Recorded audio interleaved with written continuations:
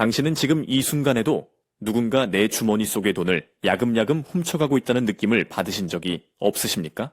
분명 어제와 똑같이 뼈 빠지게 일하고 똑같은 월급을 받았는데 마트에 가면 장바구니는 가벼워지고 대출이자 문자를 받을 때마다 가슴이 철렁 내려앉는 그 기분 말입니다. 도대체 내 돈은 다 어디로 사라진 걸까요? 범인은 바로 우리 곁에 숨어 있습니다. 눈에 보이지 않지만 칼보다 더 날카롭고 핵폭탄보다 더 강력한 파괴력으로 당신의 삶을 송두리째 흔들 수 있는 두 거인, 바로 금리와 환율입니다. 많은 분들이 경제 뉴스를 보다가 채널을 돌립니다. 어렵거든요. 복잡한 그래프, 알 수 없는 영어 약자, 양복 입은 전문가들의 딱딱한 이야기. 하지만 단언컨대 오늘 이 20분의 이야기를 끝까지 듣고 나면 당신은 더 이상 경제가 두렵지 않을 겁니다. 아니, 오히려 이 거대한 흐름을 타고 당신의 불을 지키는 선장의 키를 쥐게 될 겁니다. 자, 상상해보세요. 거친 파도가 몰아치는 바다 한가운데 떠있는 작은 배, 그게 바로 대한민국 경제이고 당신의 가계부입니다. 이 파도의 높이를 결정하고 바람의 방향을 바꾸는 그 보이지 않는 거대한 손, 금리와 환율의 진짜 얼굴을 지금부터 아주 적나라하게 파헤쳐 보겠습니다. 준비되셨습니까? 이제부터가 본 게임입니다. 첫 번째 챕터, 경제의 중력, 금리의 정체입니다. 자, 가장 먼저 이 질문부터 던져보죠.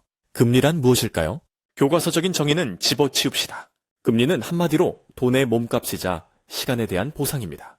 그리고 더 직관적으로 말하면 경제라는 거대한 댐의 수문을 조절하는 밸브입니다. 이 밸브를 쥐고 있는 절대 권력자가 누구냐? 바로 각국의 중앙은행입니다.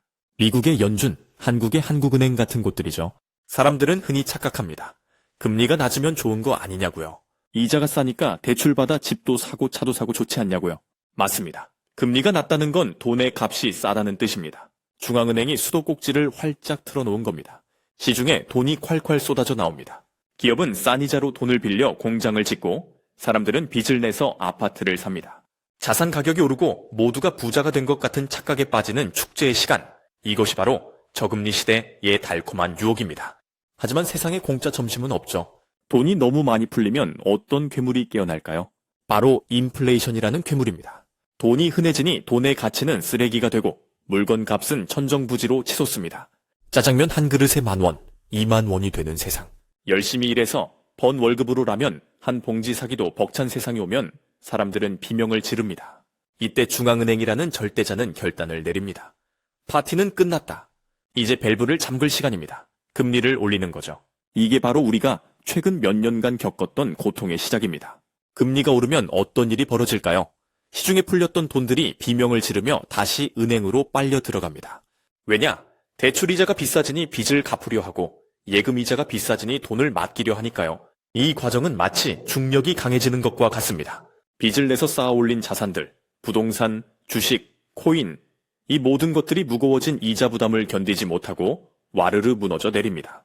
우리는 이걸 거품이 꺼진다고 표현하지만 당하는 입장에서는 내 재산이 공중분해되는 공포 그 자체입니다. 그런데 여기서 정말 중요한 포인트가 있습니다. 한국은행 총재가 단순히 물가 잡아야 하니까 금리 올릴게요 하고 버튼을 누르는 게 아니라는 겁니다. 한국의 금리는 한국 혼자 결정할 수 없습니다. 왜냐고요? 우리 머리 위에 훨씬 더 거대하고 무시무시한 존재가 버티고 있기 때문입니다. 바로 미국의 중앙은행 연방준비제도, 줄여서 연준 페드입니다. 경제계의 타노스, 미국의 연준 이야기를 안 할 수가 없습니다. 전 세계 금융시장은 사실상 연준의 입만 쳐다보고 있다고 해도 과언이 아닙니다. 미국이 금리를 올리면 전 세계는 발작을 일으킵니다. 왜일까요? 돈은 눈이 달려 있습니다.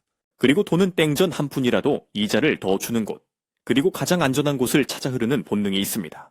자, 생각해보세요. 당신에게 100억 원이 있습니다. 세상에서 가장 안전한 금고라고 불리는 미국 은행이 연 5%의 이자를 준다고 합니다. 그런데 한국 은행도 연 5%를 준대요. 당신이라면 어디에 돈을 맡기겠습니까? 당연히 미국입니다. 한국이 망할 확률보다 미국이 망할 확률이 훨씬 낮으니까요. 기축통화국이라는 절대 반지를 낀 미국의 힘이죠. 그래서 한국 같은 신흥국들은 운명적으로 슬픈 딜레마를 안고 있습니다. 미국이 금리를 올리면 우리는 울며 겨자 먹기로 따라 올려야 합니다. 만약 미국은 금리가 5%인데 한국이 3%다. 이러면 한국에 투자되어 있던 외국인 자본들이 야, 한국에 돈 넣어두면 손해다. 안전하고 이자도 많이 주는 미국으로 가자 하면서 썰물처럼 빠져나갑니다. 이것이 바로 자본 유출입니다. 이 자본 유출이 시작되면 대한민국의 경제 혈관인 주식시장과 채권시장은 초토화가 됩니다. 그래서 한국은행 총재의 머리카락이 남아나질 않는 겁니다. 국내 경기가 안 좋아서 금리를 낮추고 싶어도 미국이 금리를 올리고 있으면 어쩔 수 없이 따라 올려야 하니까요. 내 자식 국민들이 고금리 때문에 대출 이제 허덕이며 죽겠다고 아우성치는데 금리를 낮춰주지 못하고 오히려 회초리를 더 들어야 하는 그 잔혹한 상황. 이것이 바로 금리의 비극적인 현실입니다. 여러분, 금리는 단순히 숫자가 아닙니다. 그것은 냉혹한 심판자입니다. 내가 빚을 얼마나 감당할 수 있는지, 나의 투자가 얼마나 건전했는지를 끊임없이 테스트합니다. 금리가 오르면 집값이 떨어진다는 단순 공식을 넘어서 금리가 오르면 돈의 흐름이 바뀐다는 거대한 해류를 읽어야 합니다. 지금 여러분의 자산은 이 거대한 중력의 변화를 견딜 준비가 되어 있습니까? 두 번째 챕터, 국가의 성적표, 환율의 민낯입니다. 금리가 돈의 값이라면 환율은 돈의 상대적 가치입니다. 쉽게 말해 대한민국 원화와 미국 달러의 힘겨루기 줄다리기입니다. 1달러에 1,300원. 이 숫자가 의미하는 게 뭘까요? 1,300원을 줘야 겨우 1달러를 바꿔준다는 뜻입니다. 환율을 이해하려면 딱 하나만 기억하면 됩니다. 환율은 국가의 천계다. 나라 경제가 건강하고 튼튼하면 환율은 안정적입니다. 하지만 어딘가 아프고 문제가 생기면 환율은 미친 듯이 요동칩니다. 많은 분들이 환율 오르면 수출 기업한테 좋은 거 아니야? 라고 반문합니다. 교과서에는 그렇게 나와 있죠. 1달러짜리 물건 팔면 예전엔 1,000원 벌던 걸 1,300원 버니까 이득이라고요. 맞습니다. 삼성전자나 현대차 같은 수출 대기업들에겐 단기적으로 호재일 수 있습니다. 하지만 우리 같은 서민들에게 환율 상승, 즉 원화 가치 하락은 재앙에 가깝습니다. 왜 그럴까요? 대한민국은 자원이 없는 나라입니다. 우리가 쓰는 석유, 가스, 커피, 밀가루, 심지어 공장 돌리는 원자재까지 죄다 달러 주고 사와야 합니다. 환율이 300원, 1,400원으로 오르면 어떻게 됩니까? 앉은 자리에서 수입 물가가 30%, 40% 폭등하는 겁니다. 국제 유가가 그대로여도 환율이 오르면 주유소 기름값은 오릅니다. 국제 밀가루 가격이 그대로여도 환율이 오르면 빵값, 라면값은 오릅니다. 이걸 전문 용어로 수입 인플레이션이라고 합니다. 환율이 오르면 내 월급 빼고 세상 모든 게 비싸지는 마법이 펼쳐지는 거죠. 그렇다면 환율은 도대체 왜 오르고 내리는 걸까요? 가장 큰 요인은 역시 달러의 힘입니다. 세계 경제가 불안할 때마다 사람들은 본능적으로 달러를 찾습니다. 전쟁이 터지거나 전염병이 돌거나 금융위기가 오면 투자자들은 위험한 자산을 다 팔아치우고 킹달러의 품으로 도망갑니다. 지구가 망해도 미국은 살아남겠지라는 믿음 때문이죠. 이때 대한민국 같은 나라는 샌드백이 됩니다. 외국인들이 한국 주식을 팔고 달러로 바꿔서 나가버리니 국내의 달러가 씨가 마릅니다. 달러가 귀해지니 달러 값은 천정부지로 치솟고 원화 값은 똥값이 됩니다. 이게 바로 1997년 IMF 외환위기의 본질이었습니다. 나라 곳간에 달러가 바닥나서 국가가 부도 위기에 처했던 그 끔찍한 기억. 그래서 한국인들에게 환율 폭등은 단순한 경제 지표가 아니라 생존을 위협하는 트라우마 스위치인 겁니다. 그런데 최근의 환율 상승은 조금 더 복잡하고 찝찝한 구석이 있습니다. 과거에는 위기가 터져야 환율이 올랐는데 요즘은 금리 차이 때문에 환율이 오릅니다. 앞서 말했듯이 미국이 한국보다 금리를 훨씬 높게 유지하고 있으니 돈이 저절로 미국으로 빨려 들어가는 겁니다. 이걸 막으려면 우리도 금리를 올려야 하는데 가계부채가 1,800조 원이 넘는 상황에서 금리를 올렸다간 다 같이 죽게 생겼으니 이러지도 저러지도 못하는 상황. 이 틈을 타 환율은 슬금슬금 올라가서 이제 1,300원이 뉴노멀, 즉 당연한 기준이 돼버린 세상이 왔습니다. 정말 무서운 건 뭔지 아세요? 우리가 이 높은 환율에 적응해버린다는 겁니다. 400원 안 넘었네? 다행이다라고 안도하는 순간 우리의 구매력은 이미 전 세계적으로 20, 30% 가난해진 상태라는 걸 잊지 마세요. 당신이 해외여행을 가서 쓰는 돈, 직구로 사는 물건, 마트에서 사는 식료품 가격 속에 이 환율의 독이 스며들어 있습니다. 세 번째 챕터, 죽음의 듀엣, 금리와 환율이 만날 때입니다. 자, 이제 각각 따로 놀던 두 놈을 한 무대 위에 올려보겠습니다. 금리와 환율이 손을 잡고 춤을 추기 시작하면 그것은 경제의 태풍이 됩니다. 지금부터 제가 들려드릴 시나리오는 공포 영화보다 더 소름 돋는, 하지만 언제든 일어날 수 있는 복합 위기의 메커니즘입니다. 상상해 보십시오. 미국의 인플레이션이 다시 고개를 듭니다. 연준이 눈에 불을 켜고 금리 더 올려를 외칩니다. 미국 금리가 6%, 7%를 향해 갑니다. 전 세계 자금이 블랙홀처럼 미국으로 빨려 들어갑니다. 한국에 있던 달러도 썰물처럼 빠져나갑니다. 원달러 환율이 1,500원, 1,600원을 뚫고 올라갑니다. 한국은행 총재는 식은땀을 흘립니다. 환율이 폭등하면 수입 물가가 미친 듯이 오르기 때문에 이걸 잡으려면 어쩔 수 없이 한국도 금리를 따라 올려야 합니다. 울며 겨자 먹기로 금리를 대폭 인상합니다. 자, 이제 지옥문이 열립니다. 금리가 오르니 영끌에서 집 샀던 사람들의 대출이자가 2배, 3배로 불어납니다. 못 버티고 집을 던집니다. 부동산 폭락이 시작됩니다. 그런데 기업들은 괜찮을까요?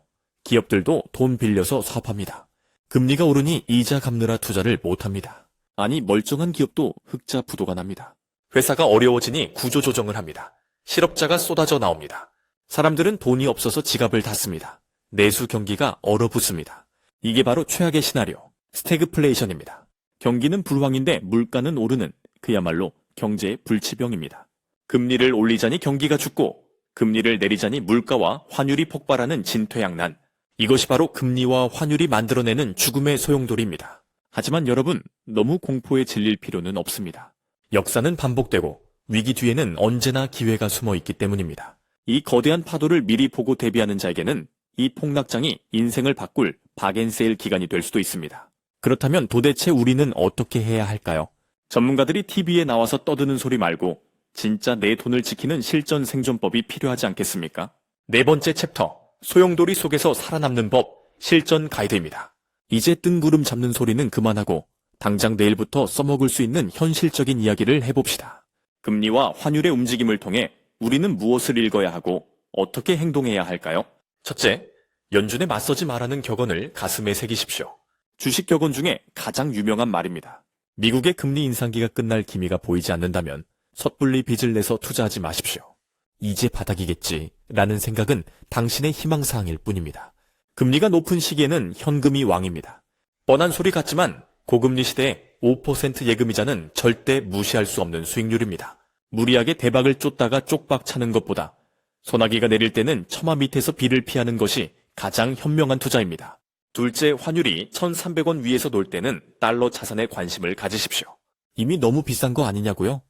네, 맞습니다.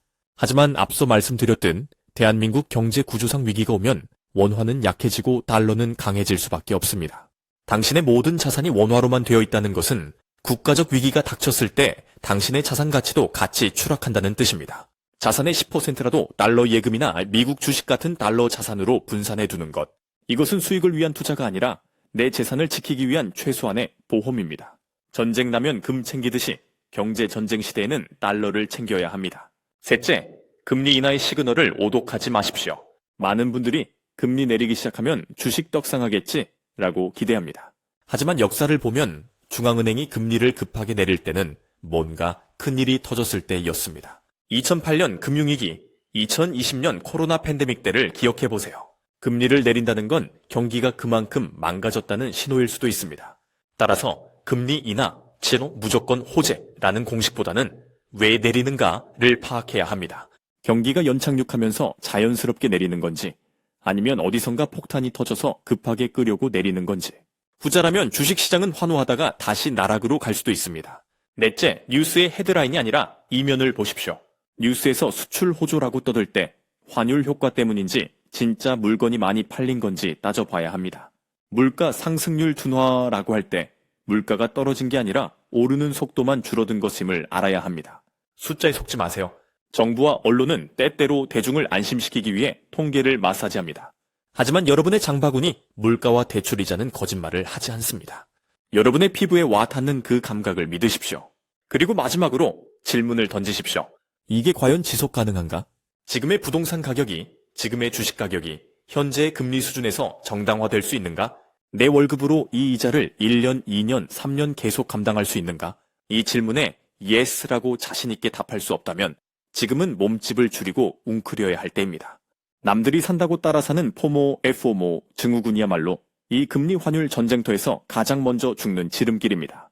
자, 긴 이야기를 마무리할 시간입니다. 오늘 우리는 지식의 소용돌이 속에서 금리와 환율이라는 두 마리의 거대한 용을 만났습니다. 하나는 돈의 가격을 주고 흔드는 절대자, 또 하나는 국가의 운명을 가늠하는 심판자였습니다.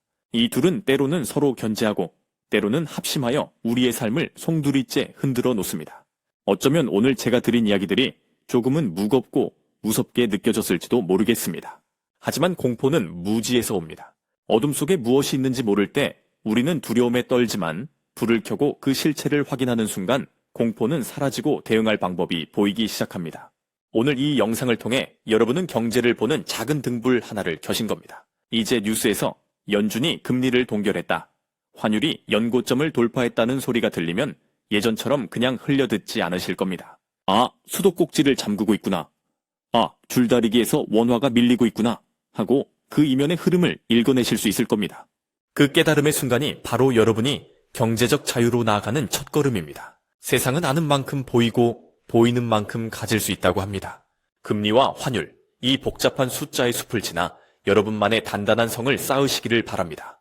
이 거친 파도 속에서도 여러분의 배가 침몰하지 않고 순풍을 타고 목적지까지 항해할 수 있도록 저 지식의 소용돌이는 앞으로도 가장 날카롭고 생생한 지식의 나침반이 되어드리겠습니다. 당신의 지갑과 인생을 지키는 지식, 그 여정은 이제 시작입니다. 오늘 이야기가 여러분의 경제적 통찰력을 깨우는 데 도움이 되셨다면, 그리고 앞으로 펼쳐질 더 흥미진진한 지식의 항해를 함께하고 싶으시다면 지금 바로 구독과 좋아요 버튼을 눌러주세요. 여러분의 작은 관심이 더 깊이 있는 콘텐츠를 만드는 거대한 동력이 됩니다. 다음 시간에는 더 충격적이고 더 흥미롭고 무엇보다 더 쓸모있는 이야기로 찾아오겠습니다.